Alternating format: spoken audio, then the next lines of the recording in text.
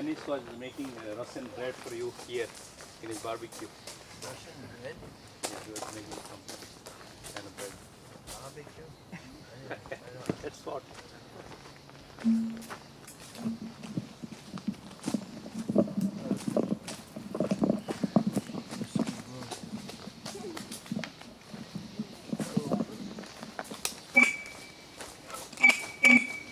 Папа, я пойду предлагать, поэтому скажи ему я сейчас.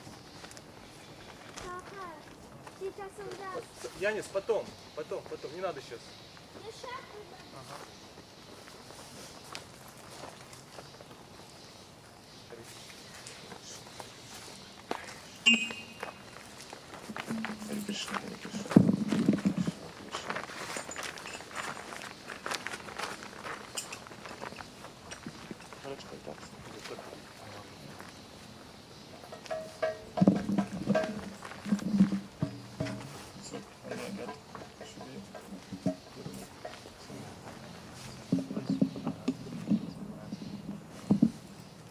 Namah Vishnu Padaya Krishna Prishtaya Bhutale Srimate Bhakti Vedanta Swami Niti Namine Namah Vishnu Padaya Krishna Prishtaya Bhutale Srimate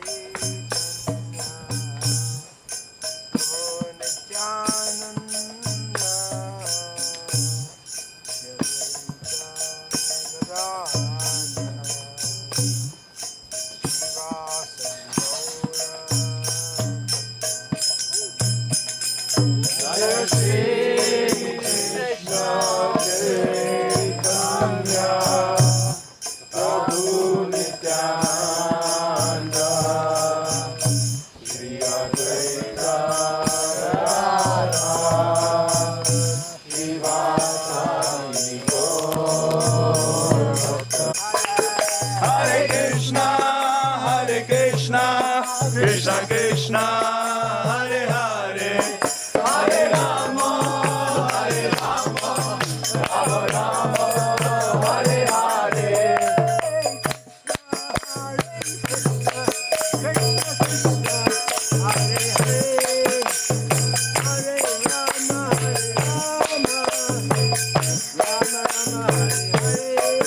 Hare Krishna Hare Krishna Krishna Krishna Hare Hare Hare Rama Hare Rama Rama Rama Hare Hare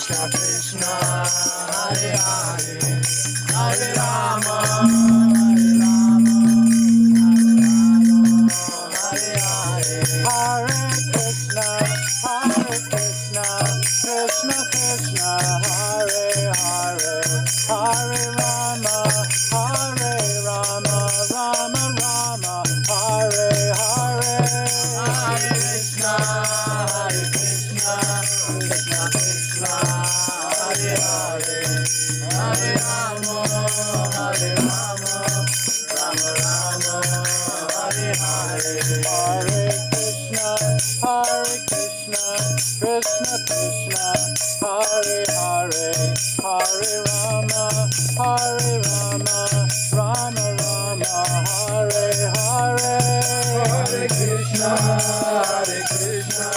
Krishna Krishna, Hare Hare, Hare Rama, Rama Rama, Hare Hare. Subhad Paramahamsa Parivadika Acharya Shtotra Saraswati Isi Jai Samaveta Bhaktavan Ki Jai Gaur Preman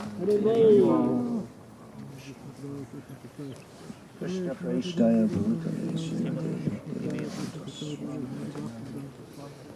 Namaste.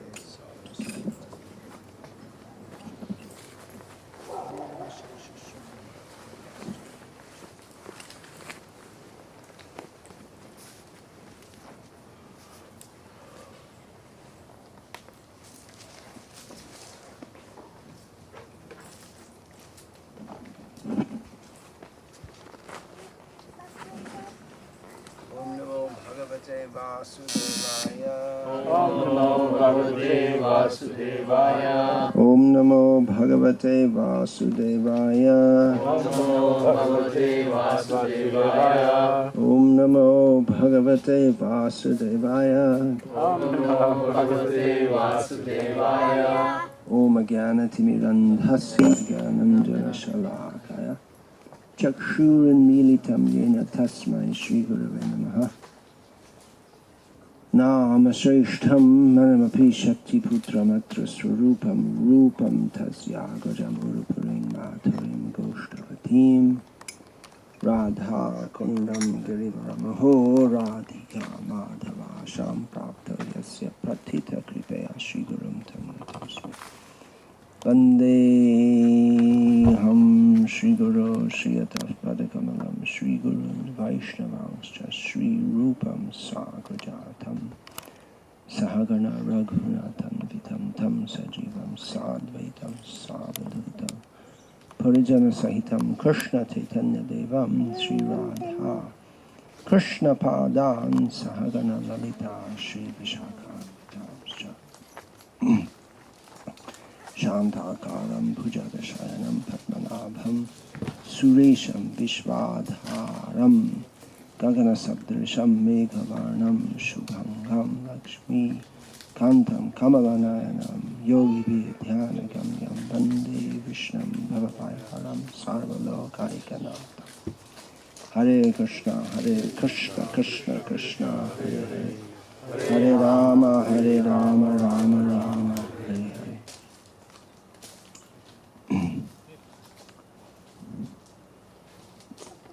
Vishnu Sahasranam, name 115, is Rudra. I spoke on this name this morning, partially. It's always partial, it's never complete. The generally understood meaning, one who cries or makes others cry. There are other meanings also. This is, of course, a well-known name of Lord Shiva. There are several names of Lord Shiva, which are names which are generally better known as his names than those of Vishnu in Vishnu Sahasranam, including the name Shiva. So Rudra is also a very common name of Shiva. The name is the same, but the function is somewhat different. That many names of Shiva are also names of Vishnu underscores their similarity. There are several statements in Shastra that one should not see Shiva and Vishnu as being different. But there's difference also. Difference and non-difference. So Rudra, Shiva, makes others cry, but not in the same way that Krishna does. Another meaning here is given, one who confers good on the devotees, which parallels another very common name. The most common name of Shiva is Shiva. Mahadeva is very common. Rudra is very common. Another very common name is Shankar. Shiv Shankar. So Shankar means one who makes good, one who makes auspiciousness. So that's very similar to this second meaning given here for Rudra, one who confers good, especially on the devotees. So Shiva, when we say Shiva here, referring to Shiva, Shankara, Mahadev, Rudra, it's also all names of Vishnu. We can also say Panchamukha, that's specifically associated with Shiva. Trinetra, that name is specifically associated. We don't, of course, Vishnu has 5 heads, 5 million heads, unlimited heads. He has 3 eyes, 7 eyes, 9 eyes, 1 million eyes. All the eyes are his. So, what is that? Sarvata, Panipadam Tat Sarvato Kshikshiro Mukham. His eyes, his legs, his hands, his eyes, his heads are everywhere. So, but generally Trinetra or Panchamukh, these names are specifically for Shiva. So he also does good, Shankara. Everything he does is for the good, although in a way that appears to be not very auspicious. Therefore, Vishnu appears also as Shiva, because the way Shiva does good to the world doesn't appear to be very good. The destroyer, particularly he's known as the destroyer. But actually it's good, because everything Krishna does is good. But it's in a roundabout way. It's just like this material world is all minus. So if you destroy it, that's minus times minus equals plus. All for the good, but in a somewhat roundabout way. Lord Shiva also does good for the devotees, especially at Varanasi. Anyone who leaves the world in that place, yeah, he comes and says in their ear, Rama. In this way he does good. He does good by leading them to Vishnu. Ultimately, Shiva is to be known as a devotee of Vishnu. Mostly people who call himself their devotee, his devotees, they don't accept this or realize this, and they make the mistake of thinking that he is the ultimate himself. But Vishnu does good for his devotees by giving himself directly. And for others, he gives them Shiva. For others, he does good for them. Everything he does is for the good. And especially, he said, he who confers good on the devotees. Actually, he wants good for everyone. Suhridam sarva bhutanam. He's the best friend of everyone. But especially for the devotees, because they're ready to accept what he gives them. What does he give them? He gives them himself. Atma prajanto prasad. He gives his mercy to them up to the extent of giving himself to his devotees. But non-devotees don't want that. They want to enjoy separately from him. So he confers good on them in a way in which they don't think is good. And therefore people say, well, I don't believe in God. I used to believe in God until my daughter died. And then I understood there's no God. Because if there's good, he would have kept my daughter alive. She didn't do any harm. So why should she die? That means there's no God. Because if there's God, his job is to scratch my back. Or more importantly, give me lots of money. Woody Allen, I said, if I would believe in God, I just need a sign, like putting $1 million in my bank account. That was his joke funny joke. So people, their whole outlook is so perverse that they think that the function of God is to fulfill my sense gratification. But they don't realize that the function of the jiva is to fulfill Krishna's desire for sense gratification, which is not perverse as is ours. So one who gives good in all respects. Krishna is always looking for the good of the how can I benefit them? Krishna lives for his devotees. So this meaning of Rudra is very different from one who makes others cry. Of course, Krishna makes others cry by bliss. That's but the Rudra as the destroyer of the destroyer of all our hopes. But no, Krishna is just the opposite. He doesn't destroy the hopes, he fulfills the hopes of his devotees. Just like we've heard in the spiritual world, there are wish-fulfilling trees. So we think, well, I'll go there and then I can fulfill all my sense gratification. But those who go there, their only desire is to please Krishna. So whatever is required for pleasing Krishna, the tree will give. And we don't go to the spiritual world if we have any desire to exploit the facilities for our own sense gratification.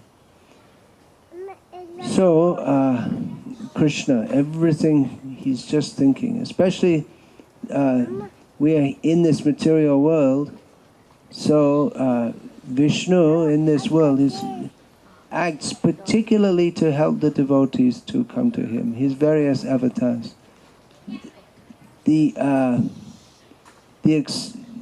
Krishna is exceptional, and Krishna is the original form of the personality of Godhead. There are so many avatars, Ram, Nrsimha, Varaha, Kurma. So they all come to the world, and the main thing they do is Paritranaya Sadhunam. They act for the uplift of the devotees. Krishna is the original form of the personality of Godhead, and everything he does is for the benefit of his devotees, but somewhat differently, because he enjoys his own pastimes. That's also for the good of his devotees, but those who are already fully liberated, or almost there, they join with Krishna in his pastimes. But many of the pastimes, they don't have a cosmic function as the other forms of the Supreme Lord do. Just like he supports the Mandara mountain on his back as Kurmadev for the benefit of the universe, or he lifts up the world as Varaha. But Krishna, just for instance, Krishna steals butter. What is the cosmic function? It's not a cosmic function. It's just for his own pleasure. That's all. And it gives great pleasure to his devotees also. This morning, just to give a perverted reflection or a reflection of how the devotees are happy by Krishna stealing from them, as we were driving round and round in circles trying to find LAX. Took us an hour to get there. So there was a bottle of water in the car there, and I said to the driver, I'm going to steal this bottle of water.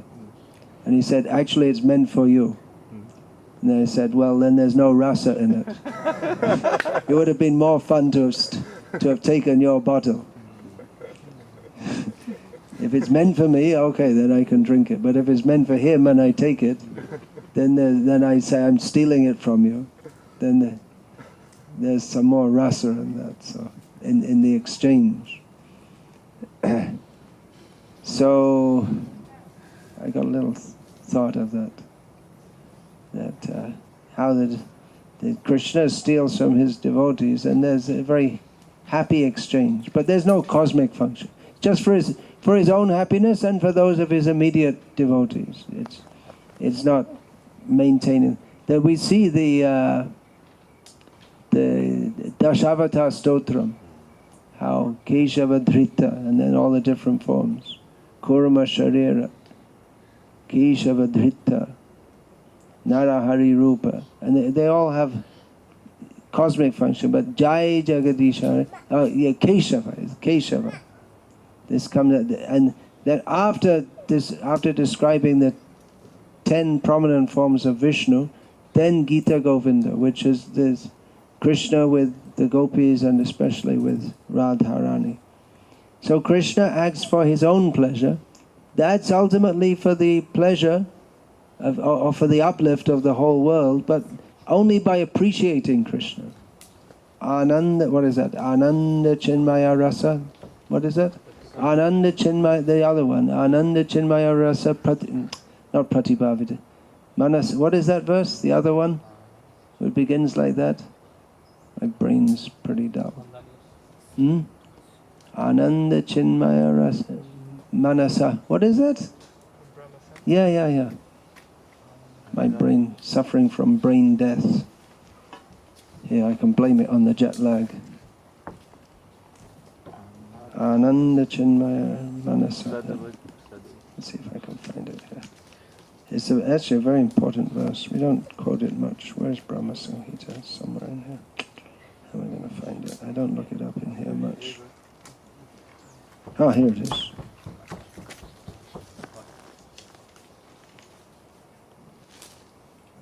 Divaya Karnana Ananda Chinmaya.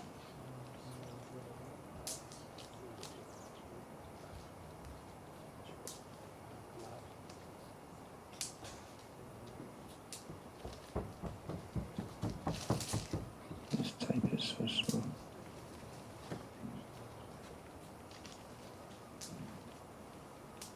Ah, here it is. Ananda Chinmaya Rasat Mataya Manasu Yah Praninam Pratipalam Smarutam Apetya Ilayatena Bhuvanani Jayatya Jasram Govindamadi Purusham Tamaham Bhajami. Krishna dominates these worlds by his blissful pastimes. Ananda Chinmaya Rasamataya Manasu Yah Praninam Pratipalam Smarutamapa. By remembering that, by remembering the pastimes of Krishna, the devotees they aspire to remember that. So he does good for the world just by being himself. We've heard this saying, be yourself. So be yourself means to surrender to Krishna. And Krishna, his being himself, means to dominate everything by his extraordinary blissful pastime. He doesn't act as a good man all the time during his pastime. He doesn't set a standard of what it should be to be a good person by worldly understanding. But for the pleasure of his devotees, he will, and for uplifting his devotees, he will tell them, now you tell a lie. Now you kill Karna. But I can't in this situation. Do it anyway. You're not supposed to do it anyway. So everything for the good of his devotees. Krishna, his main interest, good of his devotees. Even he may get a bad name. That doesn't matter so much to him. Let the demons go to hell for criticizing him. But his devotees should be benefited. So his pastimes, by remembering them, all blissful pastimes. His main aim is not to set a good example for dharma. That's done by Rama. But in this, as Krishna, just enjoying himself. And what you think, that's up to you. You can think whatever you like. If you're a devotee, you'll appreciate. If you're not a devotee, you'll go to hell. But he's being himself. He's the supreme enjoyer. He's not constricted by what anyone thinks. He's not to be judged by anyone else. So he does good for the world by exhibiting, yes, this is God. Whatever he wants for his pleasure. There's a story in this regard that one Muslim ruler from Iran, must have been the Shah of Iran, came to visit. I think who told the story got a bit mixed up. Should have been to France. And they showed him, in the course of showing the glories of France, they showed the guillotine. It's a French invention, very efficient method of, little messy but efficient. So they showed him the guillotine. He said, "Oh, that's very interesting. Show me how it works." He said, "Well, we don't have anyone to guillotine at the moment. We stopped using that." So, "No, show me how it works." He said, "Well, we can't do that. There has to be someone. It's not the post-revolution days. Someone has to be sentenced to death. We don't have anyone just now." He said, "Well, can't you just put someone?" No, we have laws." He said, "Well, I'll give one of my men. I want to see." "No, we can't do that either." And the Shah said, "You don't know what a king is. If I want, you should just do it. That's all. There's no consideration whether it's the law or not the law." Nowadays, even in England, the Queen has to pay taxes. Seems a strange thing. If you're going to have a king or a queen, then why do they pay tax? They're supposed to collect the taxes. But now they have to pay tax also. They became more like citizens. But Krishna, he's absolutely independent. That's another quality of his. But yeah, so I won't go into too much into that. But it should be understood, everything he does is for the good of his devotees. That should be understood. God is good. Whatever he does, we should accept. And even, we may think, well, I'm a devotee, then why am I getting sick? Or well, I'm a devotee, why so many difficulties? But we should understand, we've come to the protection of Krishna. Krishna is protecting us. Even if we don't see how that is, later if we remain faithful to Krishna, later we'll see how everything Krishna did, although at the time we couldn't understand it, that is for our benefit. So it may not be possible for us to understand because we have so many misconceptions and material attachments, and we have our own conception of what good should be, what is best for me. But surrender to Krishna means to accept that what circumstances he ordains, that is right, that is good. That doesn't mean that everything in the world is good. That's a misunderstanding of this principle. It may be that he puts us in a difficult situation. We accept in one sense, but it may be a challenge for us to fight for Krishna to alter that situation also, just like Arjuna. Krishna, this nonsense, this so-called Gita Sa they have in Hindi. Jo bhi hua tha wo bhi acha tha. Jo ho raha hai wo bhi acha hai. Or jo bhi hoga wo bhi acha hoga. It's complete nonsense. Whatever happens, so it's quite common in India, you'll see, it's written up.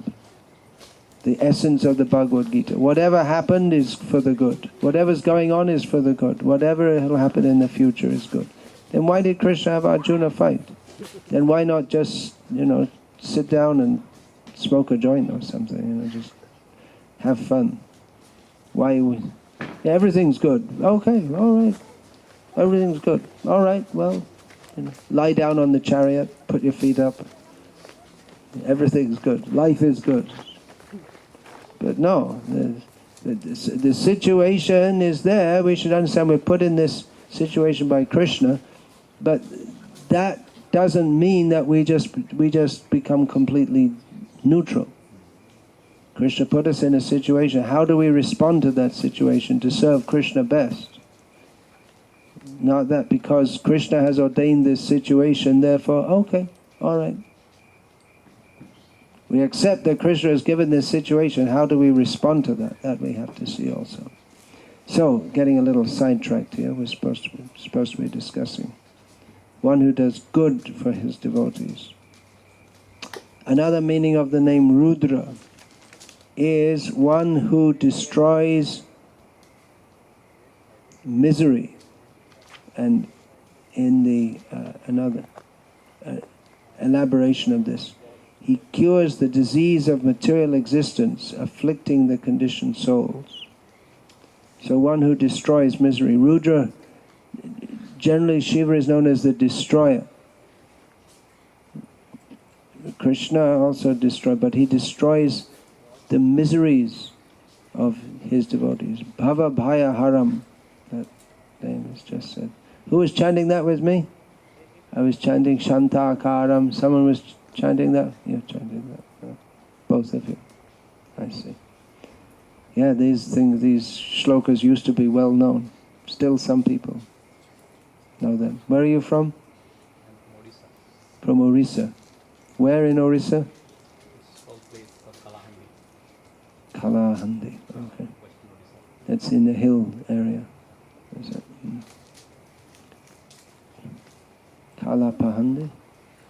Handi, just Handi. Yeah.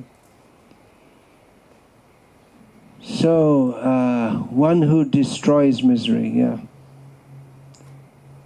Again, we may have to have faith because it's Krishna can make us cry, Rudra, one who makes you, but ultimately that will destroy misery. We have to have faith because we may, to destroy our material misery, that ultimately means to destroy our material attachments and become attached to Him. But we have the misconception that by material happiness, that is my ultimate interest. So we may have to go through some misery to attain Krishna.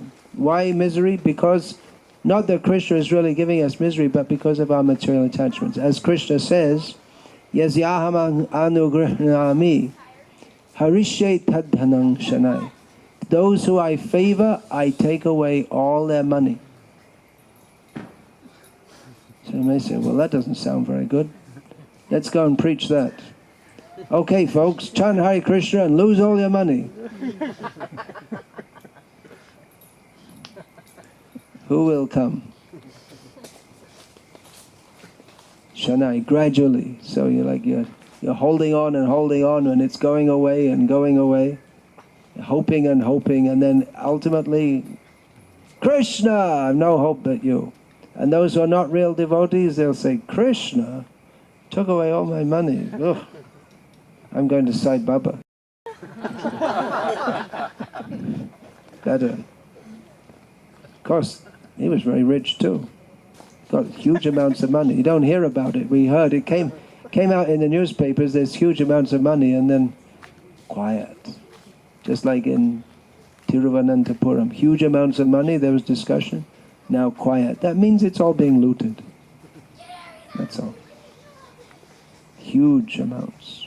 So Krishna takes her because we think this is my money. I will enjoy with this.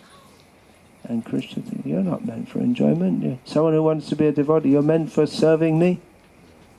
So if you have some attachment, then Krishna takes it away. And those who are attached to Krishna, then they'll become fully attached to Krishna. It may seem miserable. We may have to go through so many miseries. It may seem like that, but then ultimately, we get Krishna. And then when we get Krishna, we realize, oh, Krishna was so merciful. He took away everything. He gave me the realization that there's nothing in this world, whatever I conceive of as being enjoyable, Krishna just destroys all that. In Vedic culture, a major factor for spiritual advancement is tapasya, voluntary austerity, for the sake of spiritual advancement. and those who, well, that's undertaken so to become detached from everything in this world, from the prospect of enjoying this world. And for those who want to be Krishna conscious but don't do that, well, Krishna arranges it anyway. We can't attain Krishna without giving up all material attachments. It has to be done ultimately. We may not say it in the beginning, but we have to say it fairly soon. Because in the beginning we say, chant Hare Krishna, take prasadam, be happy. But fairly soon we have to tell people, this material world is miserable, we have to surrender to Krishna. Otherwise, if we don't get beyond telling people chant Hare Krishna and take prasadam, then they don't go beyond that. Then we have to know that if we're to attain Krishna, then we have to give up material attachments, we have to overcome material contaminations. Kam, Krodh, Lobh, Moha, Mad Adi Abhishta, Eshab na Chere, Kishe Pabe Radha Krishna. Bhaktivinoda Thakur poses the rhetorical question that as long as we are absorbed in these lower tendencies of lust, greed, anger, illusion, envy, etc., then how will we attain to Radha and Krishna? It's not possible. So those who have some sincerity to attain Krishna, Krishna himself will destroy the misery. How does the misery arise? From attachment to this material world. So it's painful, can be painful. Therefore, we also have to hear, it's painful when everything that all hopes that I had for enjoying, everything I considered, my house, well, ultimately we have to leave it all. My house, my family, my dog, my cat, everything. My body. We can't have these things. Therefore it's important to hear these things. We may say, well, we don't like to hear how this world is miserable. Let's talk about the positive things, how Krishna is beautiful.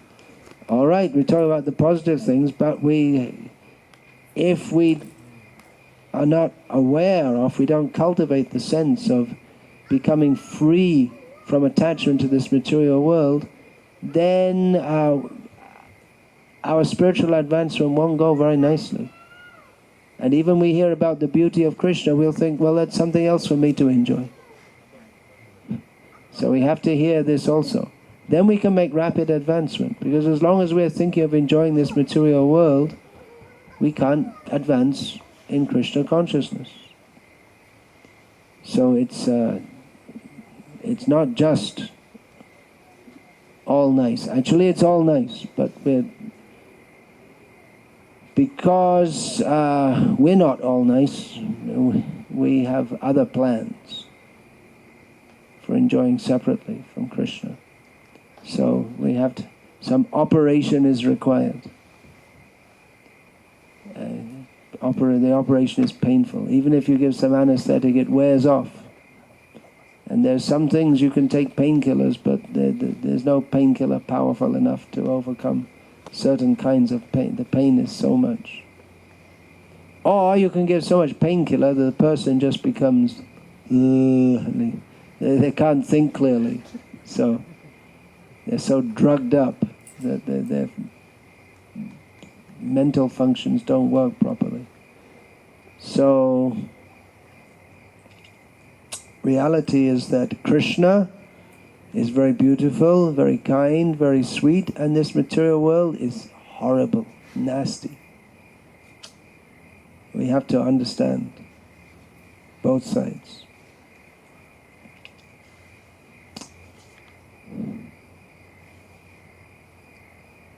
So, should I speak a little more? I have to run back. Working day tomorrow. Okay. Bahushira means many heads.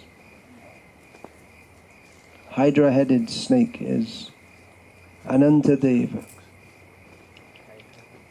has many heads. And also that Sarvata Parnipadam Tat Sarvatokshi Shiraha means head.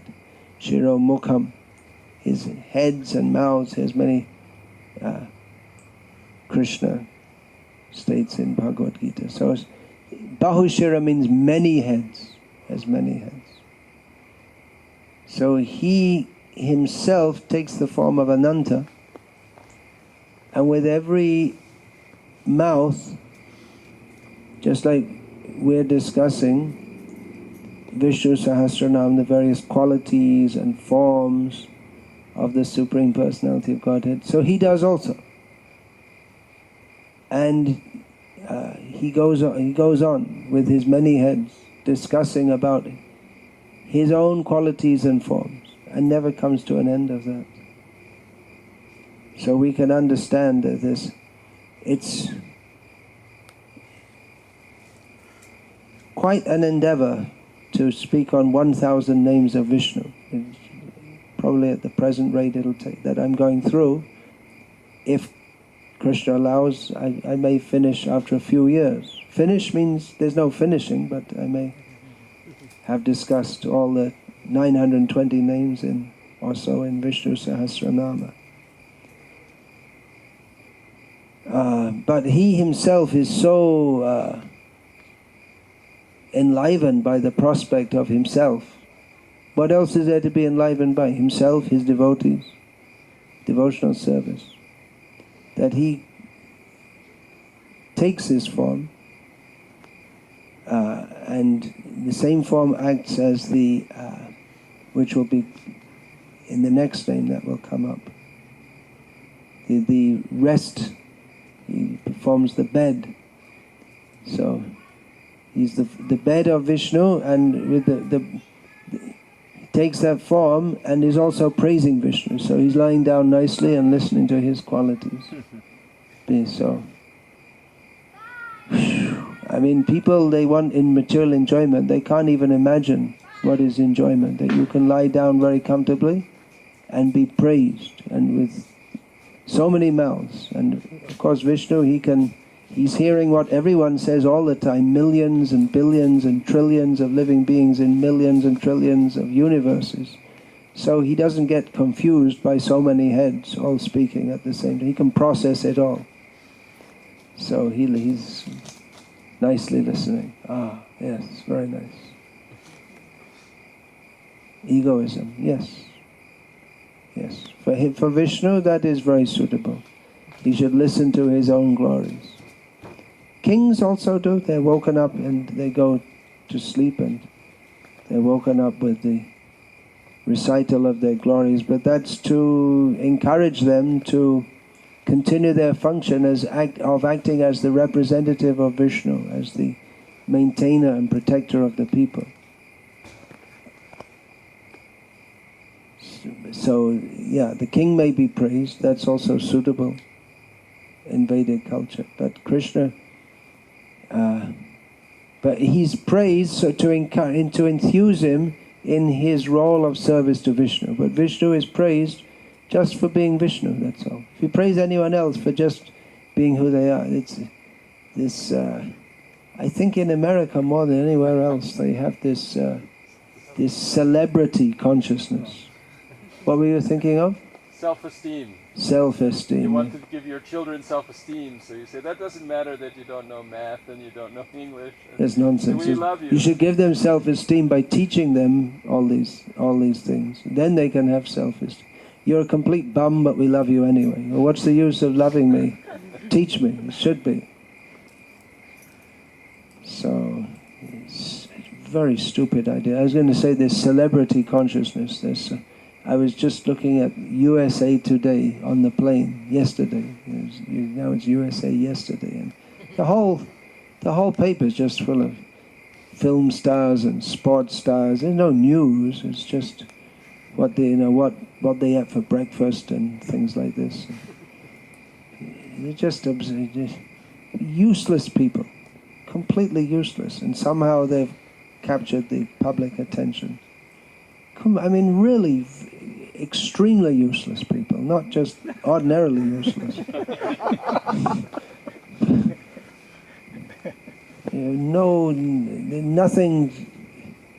What is it? They're somewhat good looking, and they act in a film, some stupid film. All the films are just nonsense. And people, Vishnu, he's actually worth praising. You couldn't even begin to do a Vishnu Sahasran or a Sahasranama for these film stars. There's nothing. What is there to say about them? The whole country is running on just some imagination, just in dreamland. Movies, sports, intoxication, TV, just nonsense. But Vishnu is reality. So he should be praised. In Purusha Sukta also is praised. Sahasra Shirsha Purusha. So he has, he's described as having 1,000 heads. Although the 1,000, it's indicative. He has ananta, unlimited numbers of heads. I can't see this, I made some notes. Oh yeah, he has many heads. Another understanding of this is he has human head, we are saying from our perspective, horse head, fish head, tortoise head, boar head, yeah, lion, yeah, so many.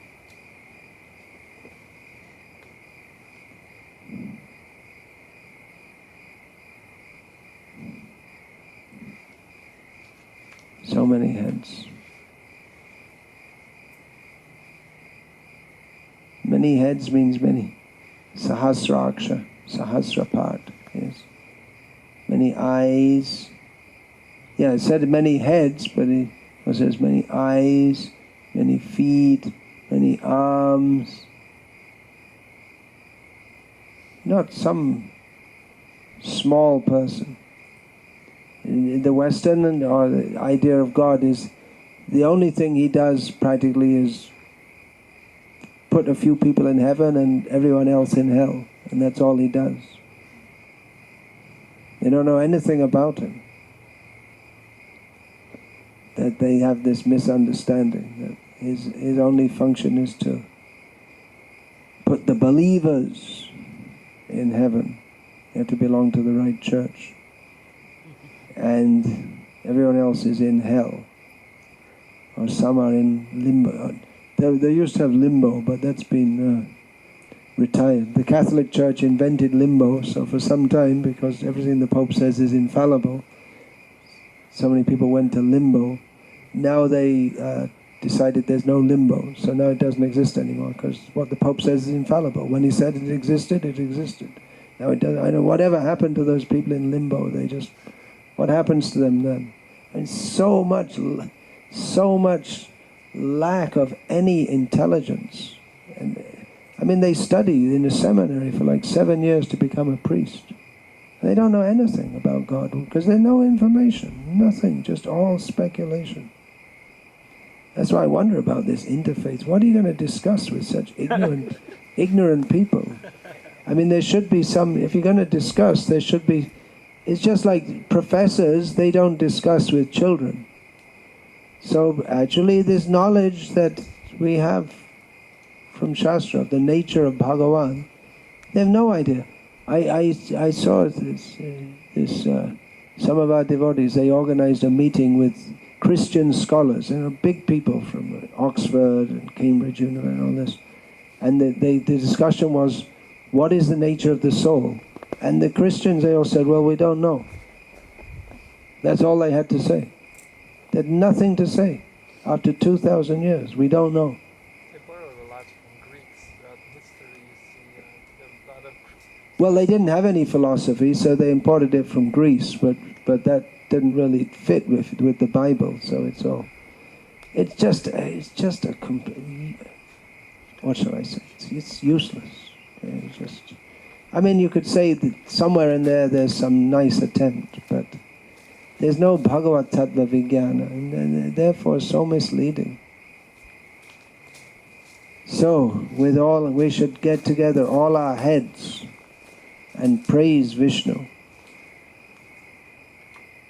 He's showing the example. I don't want this.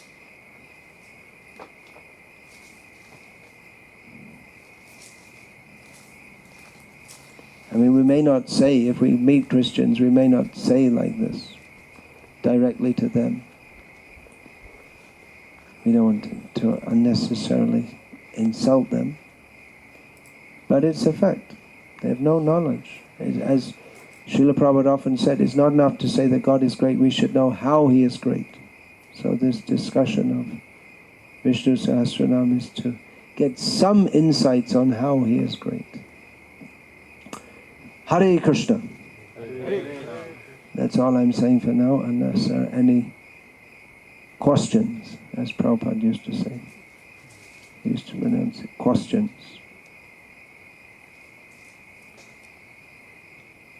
Well, you made a point that when Krishna puts in a situation, we should try to, Krishna says how we should react to it, but sometimes people say that, okay, I mean, if you're in a situation, you should accept as it is and not... Situation what, sorry? Like if you're in a difficult situation? We're in a difficult situation. Well, we should always hear from Shastra and understand that we're always in a difficult situation. We think now the situation is difficult, but actually we're always in a difficult situation in this material world. And if we don't think we're in a difficult situation, then we're really in a difficult situation. That's a good one. If we think that it's okay, then that's the biggest problem.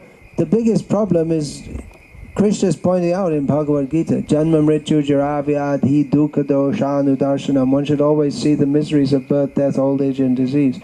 But the big that is a symptom of knowledge. Etaj jnanam iti proktam. This is knowledge. But to not see that is the problem. At least if we can see that, the problems of birth, death, old age and disease, then we can start to get free. But if we don't see that we're always in a difficult situation, then we're really in trouble. So sometimes, the temperature goes up, the fever goes up, or we find, now I'm in a very difficult situation. But we should understand that even if everything apparently seems nice, it's not. That's why we always have to hear from Shastra. And apparently nice, it means it won't remain nice. So-called nice, it doesn't remain. It must. Whatever we're doing, in whatever we do in our life, there must be death, there must be old age, there must be disease, and then rebirth. So, King Sukham Martya Dhaminam. Where is the happiness in the world of death? This question should be considered. So difficult situation, yes, certainly some situations we find to be more difficult than others.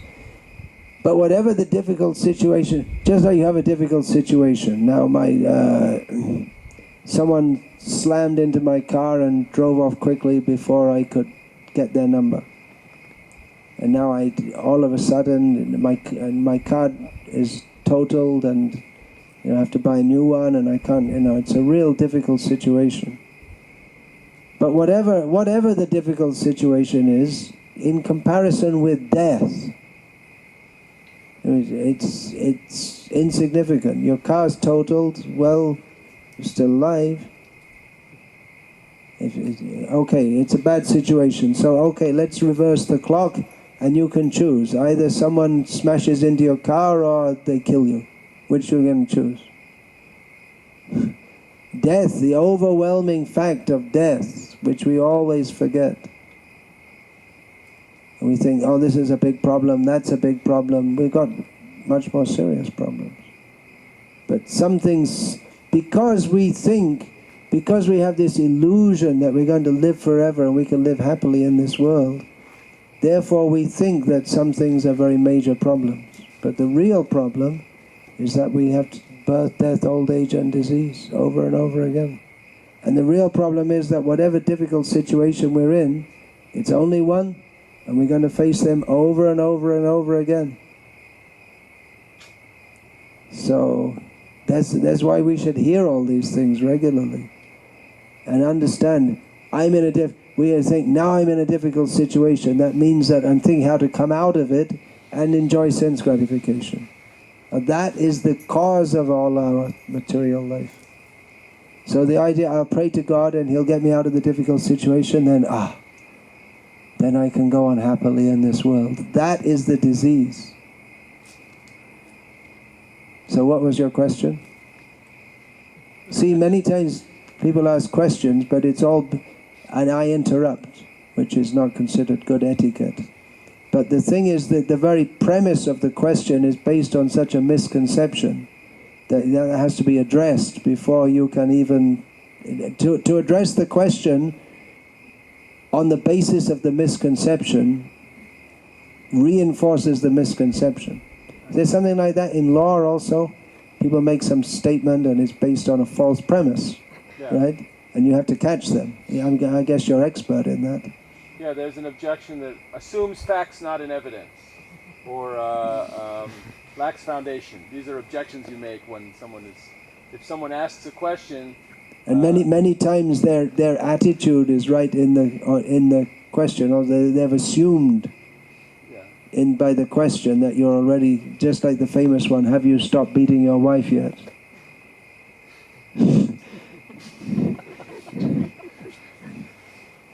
If he says yes or no, he's still guilty. So he just assumes guilt. So, yeah, what was your question? The question was that you were telling in the lecture that sometimes Krishna puts in a materially difficult situation and then he sees how we react to it. I said that. Now I'm on the trial.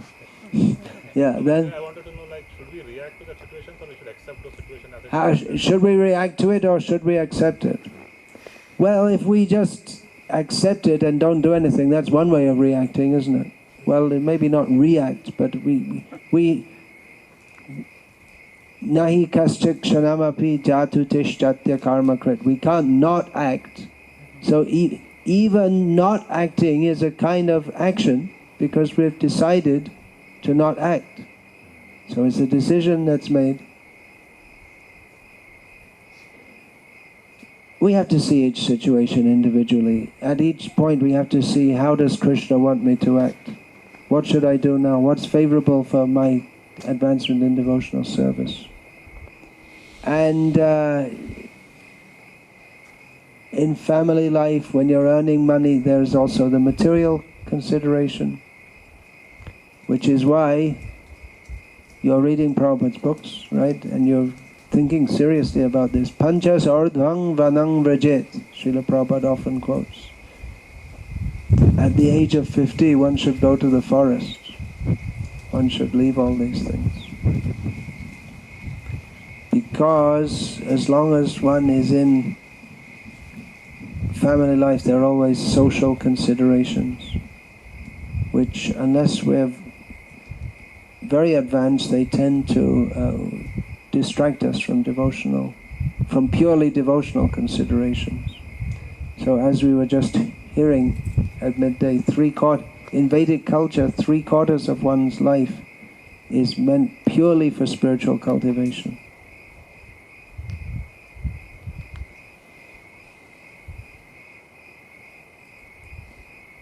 So more difficulties arise as one interacts with the world for the sake of economic development and sense gratification.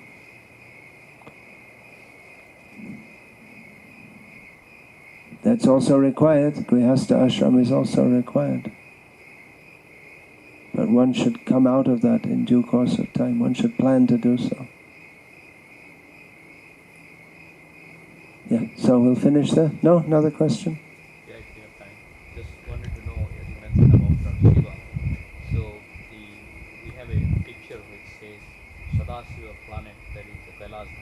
That picture is full of speculations.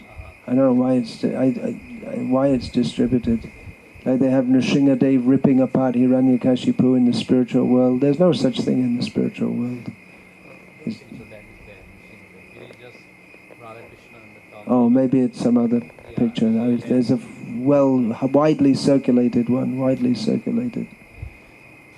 in ISKCON among devotees, but there are several. I mean, I looked one time and I just saw so many discrepancies. I don't know which picture you're talking about. So he says basically the Kailash Dham, Lord Shiva's abode, is beyond Brahma Jyoti, and it is considered as a classification of a spiritual world. So I just want to... Well, Jiva Surup Hoy Krishna Nityadas, the eternal dharma or situation of the jiva is to serve Krishna, not Shiva. Sadashiva actually means Vishnu. Shiva, as is generally known, that's why he has this function, because many of the functions he performs are in relation to the material world, which is inauspicious, and Shiva means auspicious. So Vishnu is Sadashiva. He's always auspicious in all respects. So Sadashiva means Vishnu. I'm not getting the phrase, but it is said that a devotee should live in accordance to whatever comes in life, something like that. Yeah, what is that? I'm not getting the phrase. What is it? Santushta Labh? What is? Santushta, Yadrichaya. Labha Santushta. Labha Santushta. Maharaj, can you explain more about this, because it's very confusing? It's confusing because we live in a culture where the idea is more. Whereas in natural society, again, three of the ashrams, one is a beggar, as we also heard today, or one lives due to the and it's fairly steady income, you could say, or not even income. In many cases, you may not even use money at all. This whole idea of money and paper, and so whatever you get, yadricha labha santushta. Yeah. So brahmachari goes begging, accept whatever comes. Brahmana begs, or different kinds of brahmanas, they may accept. They just go in the field, whatever's there. Vanaprastha, he's in the forest. Whatever fruits and roots are easily available, he takes. He's not going to, doesn't even do, no farming. Just whatever's there, he'll take. Grihastha, he endeavors to produce, but ultimately that's in the hand of Krishna. The whole idea of massive economic development and everyone trying to get more and more and more, that's not part of traditional society, nor is it possible to get more and more. That's a gift, if you want to call it, of modern society, to get more and more and more and more. So it's difficult to understand in modern life because the whole outlook is so different.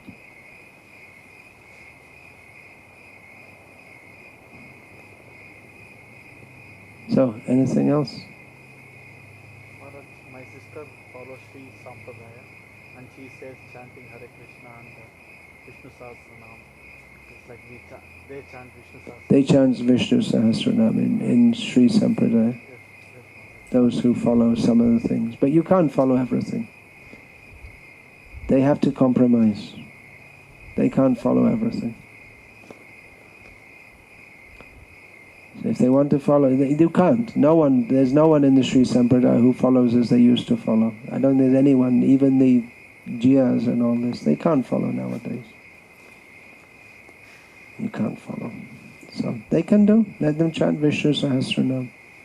We'll chant Hare Krishna. We're not in the business of fighting with Vaishnavas. Only within our own Sampradaya. Other Other sampradayas, let them, encourage them, that's nice.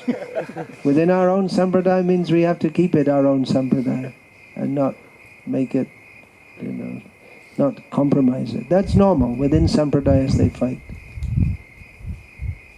Sri Sampradaya also used to be completely split, but now the, Vadagalaya, Tengalaya, now they're all together, not because they overcame their differences, but just because they don't care anymore. They don't even know what the differences are nowadays. They put their tilak differently, that's all. They say, this Galai, that Kalai no ba in marriage and all this kind. But they don't even know what the differences are. It's not because they came to a higher level of consciousness, it's because they came to a lower level of consciousness. Isn't it? That's why they can get on with each other. Otherwise they don't even know what all the differences are. What they used to fight with so bitterly. So whatever they can do, let them do. That's nice.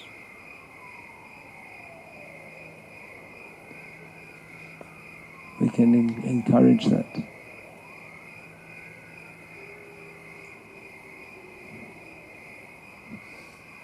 But many are appreciating also. They're reading this one jia, where is that? It's in Tiru,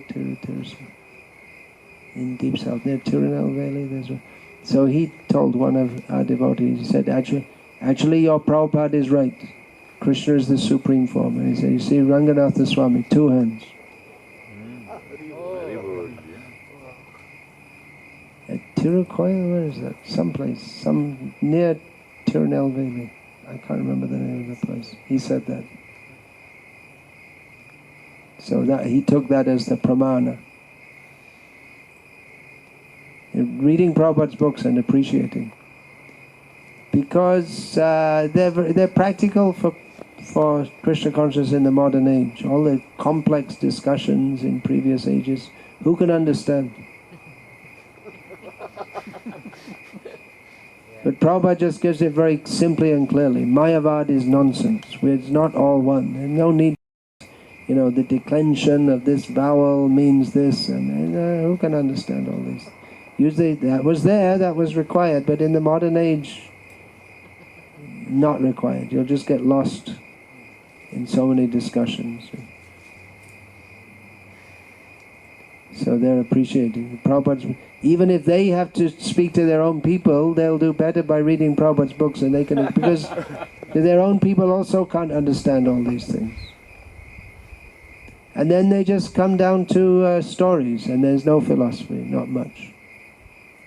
If there's anyone at all speaking, that Belaguri Krishna, he's speaking. Some people are getting inspired. That's nice. But I just had a follow-up question on the question that I asked. In the Vedic times, the Kshatriyas and to some extent the Vaishyas, they had this, like Kshatriyas, they wanted to always expand. So Kshatriyas have that spirit, yeah. Yeah, so how... But Kshatriya to expand, that may be there, but it's... For a Kshatriya to take over another's kingdom, he would do, if it's not going on very well, he would have, that would be his duty. If there's a neighboring kingdom where the king is not ruling properly, then the ruling king, he should enter and take over the kingdom by force for the benefit of the people. Otherwise, just to expand for the sake of expansion is not a very good policy. He always has to see, a true Kshatriya has to see himself as a servant of Krishna and act accordingly.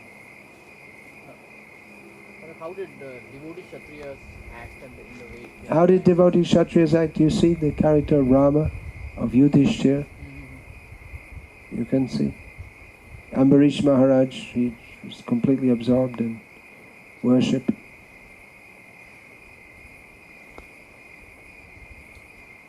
Yudhishthira, he was told by Krishna, you have to do this. Otherwise, He was more happy in the forest in many ways.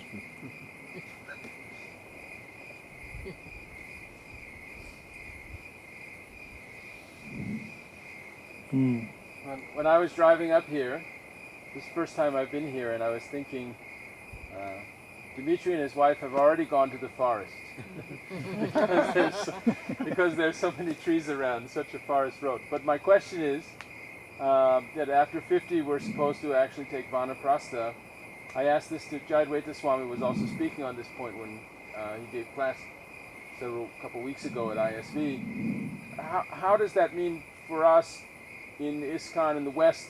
How are we supposed to do it? Damadavangshi Dhari Prabhu just asked me this question. I replied that several Grihastha devotees are doing this, that when their children are settled, as they say in Indian English, means they're able to look after they've done their education, they have a job or they're married, do full-time service in a temple.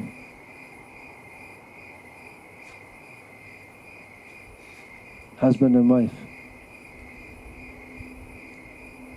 It's a good answer, isn't it? What do you think?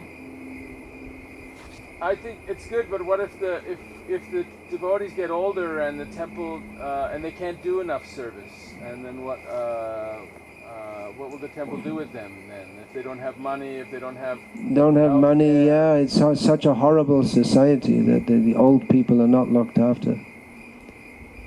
I saw in LA in the airport this morning some advertisement, Prudential Insurance. Most people have 6,000 days of retirement. We'll ensure that you have enough money for every one of them. That's horrible. That means that it's expected that most people won't have enough to live properly in old age. So actually the children should look after their parents. That culture should be there. We find Chaitanya Mahaprabhu, his Raghunath Bhatta, he told him, Raghunath Bhatta came to visit him in Puri. Chaitanya Mahaprabhu said, you go home and serve your parents because they're Vaishnavas, and when they pass away then you come and join me.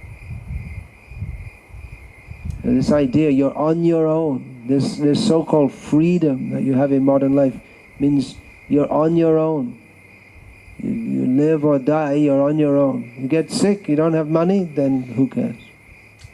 You can die they can have the medicine just there, they won't give it to you unless you pay for it.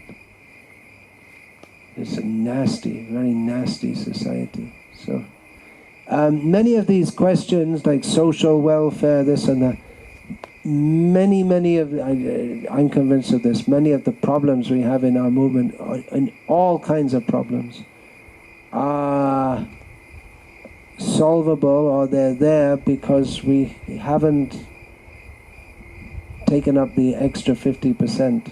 The Varnashram farm communities. So all over the world, people never had any problem looking after old people. They're there, they're looked after. It's not considered a burden. But because now we think money and my own life for my own pleasure, therefore we consider it a burden. They're taking, this old wreck is taking my money. And what do I get out of it? I just have to serve them. And I don't get it. And that impinges on my free time, which is meant for sense gratification, or working to make more money. The whole attitude is so horrible, so heartless. Just me.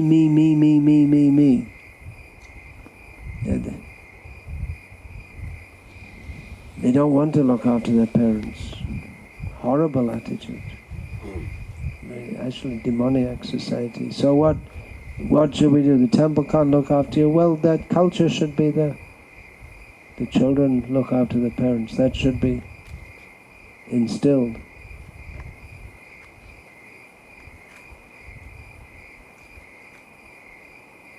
And if not, then anyway you depend on Krishna. That you can do also. If you give your time to Krishna, then even if the last days you pass in some difficulty, you'll go to Krishna. But if we spend all our life thinking, first of all I have to arrange everything for my physical welfare. It's like it's the story of the reading the Bhagavad Gita. That story is there. The Guru told his disciple to study Bhagavad Gita, so he went to a cave. You know the story. He went to a cave to just concentrate. But then when he would go out for the call of nature or some such thing, the mouse would come and eat his Bhagavad Gita. So then he went to the nearby village and got a cat. So then the mouse didn't come, and then the cat wanted milk. So he went to the village and begged a cow. Nowadays you couldn't beg a cow for a cow. And so he gave the cow, got the milk from the cow to feed the cat. But then that also took time from his reading Bhagavad Gita, because to look after a cow takes quite some time. So then he went to the village and begged a kanya, a young girl, and married her so she could look after the cow. Then she said, "Hey, I'm not going to live in a cave the rest of my life. I need a house." So then he went to the village and got a job in the Prudential Insurance Company and got a big house. And eventually his guru came to visit him and said, "What happened? Well, you got a big house and 7 kids and 3 cows and 2 dogs." And, "Well, because you told me to read Bhagavad Gita, and this is what happened." So the intention was good, but he lost the original idea. If he'd have remained in the cave and made some other arrangement to protect his Bhagavad Gita, it would have been a more difficult life in some ways, but he would have studied Bhagavad Gita. So, of course, it's easy for me to say this because I didn't marry in this lifetime, but I never thought what will happen in future. Now, I'm a sannyasi, and as this body ages, hopefully or unhopefully, when you have disciples, they may look after you. Generally, they don't. But I never, when devotees used to ask me when I was a brahmachari, "What will you do when you get old?" I say, "Well, see then, if nothing else, go and live in Vrindavan and starve in the dust of Vrindavan, whatever." Maybe disciples will look after. I saw one of Srila Prabhupada's godbrothers, who was actually he had hundreds of disciples. He was senile in his old age, and devotees were looking after him. They were actually, I was horrified at how he was drooling, and this young boy disciple was supposed to be serving, he was shouting at him, "Why are you making such a mess?" And horrible thing. Somewhere else in another Gauriya Math I saw another senile man. It was in a village, near to Remuna. He was senile. And he was just there. Devotees were, they just took it in their stride. Okay, they're looking after him. Didn't bother him, didn't bother them. So, what will happen to me in future? Really, we have to put our life in Krishna's hands. If we don't do it then when? Then we have to go for another lifetime. So that would actually be, in one sense, that would be great mercy if everyone rejects us and we have nothing to do, nowhere to go. Very difficult, but that we can take full shelter of Krishna. Maybe a very difficult situation. We see many old people in this country. Generally old people in the West, they're extremely miserable. They're just rejected, neglected, waiting to die. But if we have Krishna, then we can always be happy. We can know that we may have to suffer pain for years in old age. Pain, weakness, bedridden. But through all that, if we can remember Krishna, then that's all very good. So the people in materialistic consciousness, they can't accept this or understand this at all, because they don't have faith in Krishna. The atheists will say this is a what do they call that, a crutch. Let them say. We'll see. Yeah. Their idea of sense gratification, it's a crutch, and it's not such a very good crutch, because they end up in an old age home. They just forget that, somehow or other, that they're going to end up in that situation. Many of them.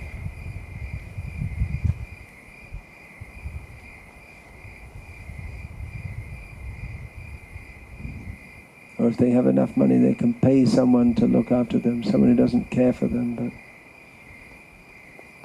but some stranger.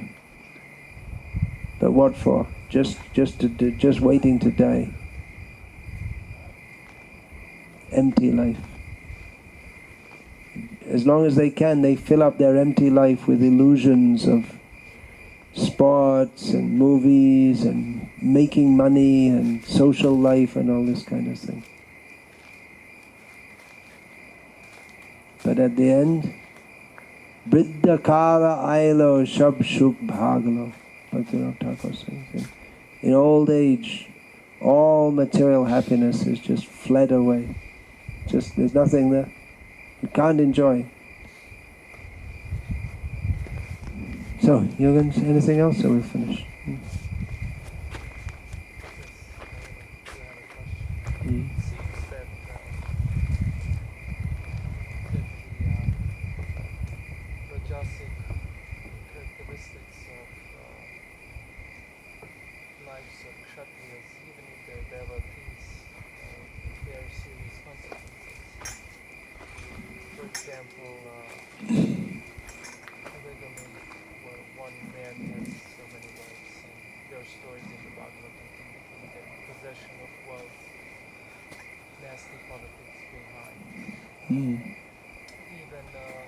Even Vedic sacrifices performed. We see in the Bhagavatam also a person through Anjana being dragged to hell. All it did was Vedic sacrifices.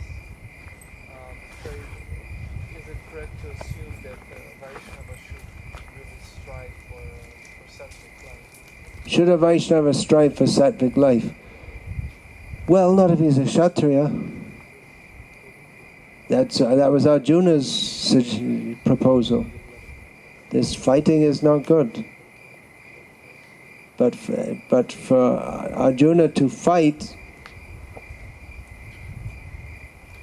Krishna said, Shrayan Swadharmo Viguna Paradharmo Bhayavaha. For you need to do that. You have to. For a Kshatriya to become non-violent is sinful. He gets the same, by dying in battle, he gets the same result as or by killing and being victorious in battle, he gets the same result as the vanaprasthas in the jungle living a very sattvic life. So should a Kshatriya live a sattvic life? No, he should do his duty as a Kshatriya, but in Krishna consciousness. Mamanusmara yodhyacha. Think you're doing it for Krishna. If he doesn't do it for Krishna, then it becomes highly problematic. If you do it for Krishna, then it's most glorious. All over the world, the king was always considered the representative of God. In every culture. There's no idea nowadays of what it means to have a king. You have cartoons of the president in the newspaper, and he's cartoonable also. He's a clown. You're not saying any particular one, they all are. The king is highly respected. Even in England now, they don't have cartoons of the Queen. In many ways, she acts as a respectable person. She's done her job quite well, actually, also. She doesn't, it's not like the king of Denmark, you'll see him cycling around and wearing shorts, cycling in the street of Copenhagen. That's not a king. She keeps her dignity.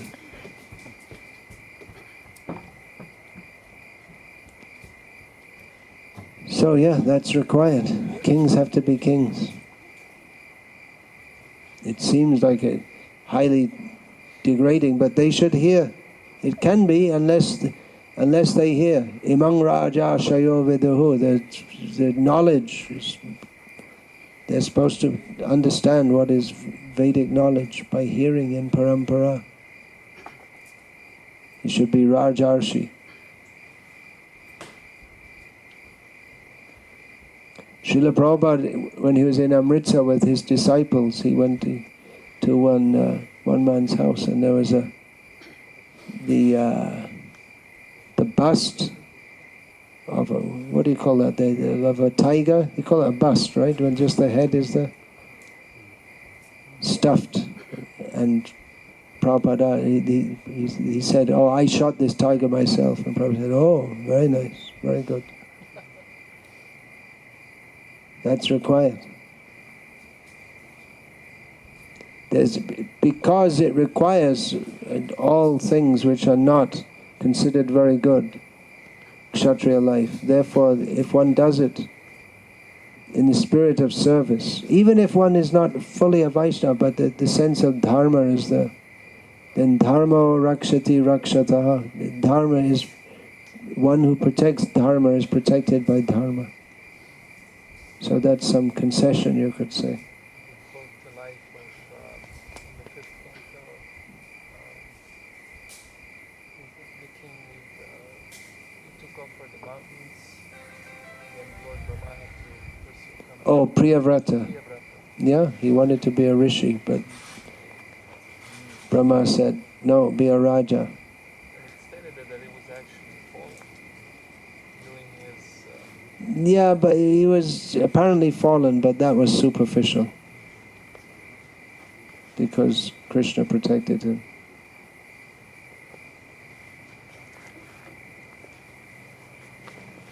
So it may appear sometimes devotees are fallen, but they're not. Navai jano jatu katanchana vrajan mukunda sevanyavadanga sangsut.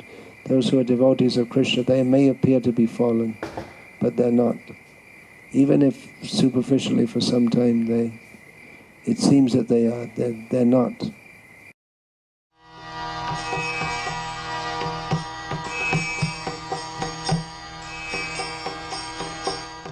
As it is stated in the Srimad Bhagavatam, Savai Ustakharais. What is that verse? Ustakharai Sangstuta Purusha Pasu. In this world, we see there are many great men, so-called great men, and they are very much praised by the general people. So, Bhagavad says that anyone who is not a devotee, who never chants the Hare Krishna mantra, he may be very great man in the estimation of rascals, but he is nothing but an animal.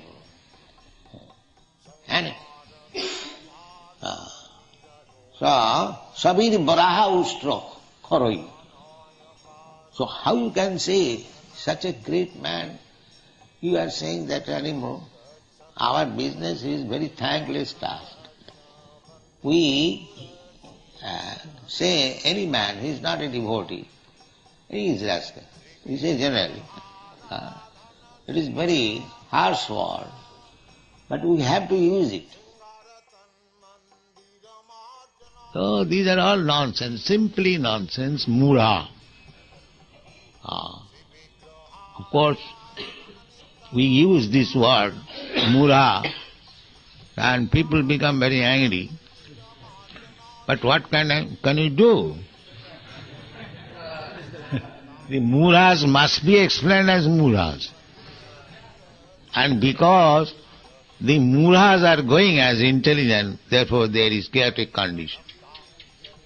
So our Krishna consciousness movement is to become intelligent, not to remain mulas, and to expose these rascal mulas. That is our Krishna consciousness. See, you must be prepared while making propaganda. Expose these mulas. That is one of the service of Krishna. Don't remain foolish. Wherever there is required, fight with these mulas and tell them rightly, straightforward, that you are mulas. Hare Krishna. On Speaking Strongly in Srila Prabhupada's Service is a book that I've put together to examine how Srila Prabhupada spoke strongly and how he wanted his disciples to do so also. Strongly means clearly presenting the philosophy of Bhagavad Gita, Krishna's instructions, to whomever he met, without going this way, that way, trying to be polite. Of course, it's not that Srila Prabhupada was impolite, but his whole point was to communicate to people the message of Bhagavad Gita, and often in such a direct manner that people might have got offended, and in some cases they did get offended. Krishna is playing, Krishna is speaking, still these rascals will not understand Krishna. Just like the owl. Owl will never open the eyes to see that there is sunlight. You know this owl? However you may say, Mr. Owl, please open your eyes and see the sun. No, there is no sun, I don't see. This owl civilization. So you have to fight with these owls. It must be very strong, especially the sannyasis. You have to fight with the owls.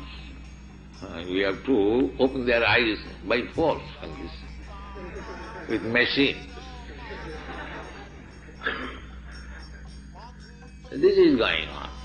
So, this Krishna consciousness movement is a fight against all the owls.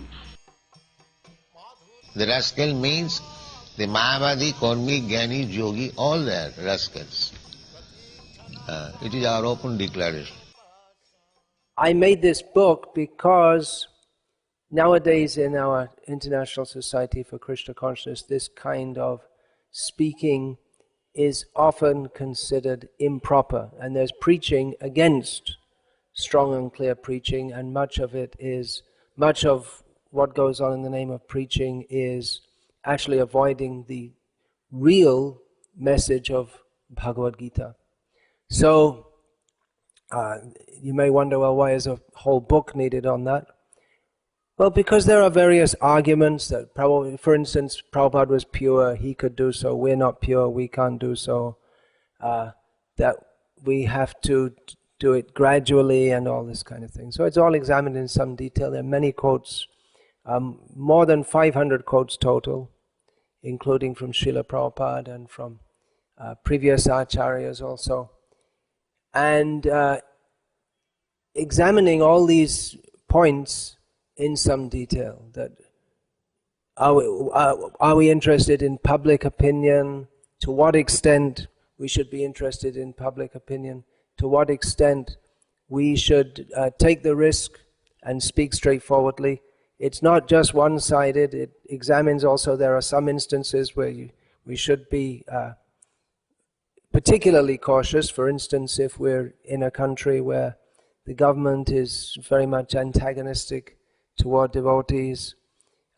So in this way the whole subject is dealt with in detail. Sattang priyat priyam priyat ma priyat sattam apriyam. It is social convention that if you want to speak truth, You speak truth very palatable, flattering. Don't speak unpalatable truth. But we are not meant for that purpose, social convention. We are preachers, we are servants of God, we must speak the real truth. You may like it or may not like it. We want to stop all this rascaldom. That is our challenge. We may not have many followers. We don't care for that. We don't want these nonsense followers, many thousands. But they'll do. But if we can turn one man into Krishna consciousness perfectly, he can do tremendous work in the world. That is our principle. We don't want nonsense. If you become Krishna conscious, the whole world will be your enemy. You must be prepared for that. Especially addressing chastiser of the enemy. There is no excuse. You must be chastiser. Not that because I become Krishna conscious, I will be very humble. You must be humble, but in need, if there is need, you shall be thunderbolt. That is Krishna instructing. Especially for those devotees who do want to speak straightforwardly and clearly and present Krishna consciousness as it is, this book will be especially appreciated by them to offer evidence to those who will preach strongly against preaching strongly. And unfortunately, that is going on, that some devotees in our movement, the only thing they preach strongly about is don't preach strongly. So, Srila Prabhupada preached strongly and clearly, and he wanted his followers to do so. That is the theme of this book. Please have a look at it and try to understand what is Srila Prabhupada's actual mission, his mood, how he presented Krishna consciousness. This book gives some light on that, light on a major aspect of Srila Prabhupada's preaching, which we don't hear much about nowadays. Hare Krishna. So, the people, a man who is worshipped by so many people, we call restless. And what strength? The strength is this Krishna consciousness. He can prove that he is restless. I am not speaking. Krishna is speaking. Krishna says in the Bhagavad Gita, Namang dushkitanam mula. Mula means rascal. So I am repeating Krishna's word. Anyone who does not surrender unto Krishna, he is rascal. So we can quote from Bhagavad Gita. If somebody brings case against us, so we can freely say that I am not speaking. It is said in the Bhagavad Gita, you just bring libel case against Bhagavad Gita. Why you are troubling me? If you are really Krishna conscious, then our business is to repeat the words of Krishna. That's all. What is the difference between a Krishna's representative and non-representative? The representative of Krishna will simply repeat what Krishna says, that's all. He becomes representative. It doesn't require much qualification. You simply repeat with firm conviction